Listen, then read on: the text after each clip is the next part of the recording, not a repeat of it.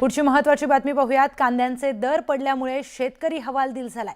या कांदा उत्पादकांचा प्रश्न मांडण्यासाठी नाशिकमधील छावा संघटनेकडून कृषी मंत्री दत्ता भरणे यांच्या घरासमोर आंदोलन करण्यात येत आहे। तर छावा संघटनेकडून हातात कांदा घेत हे आंदोलन करण्यात येत आहे।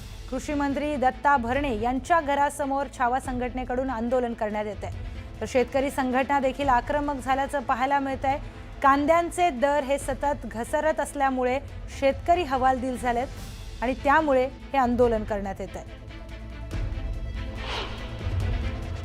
त्यांनी निवेदन आज कुठलं दिलेलं आहे की मक्का खरेदी आणि कांदा व दुधाला हमी भाव या बाबतीमध्ये मी निश्चित प्रकारे त्यांच्याशी आज चर्चा केली आणि चर्चा केल्यानंतर निश्चित प्रकारे या बाबतीमध्ये शेवटी राज्याचा मी कृषी मंत्री आहे, शेवटी शेतकऱ्यांचा प्रतिनिधी आहे।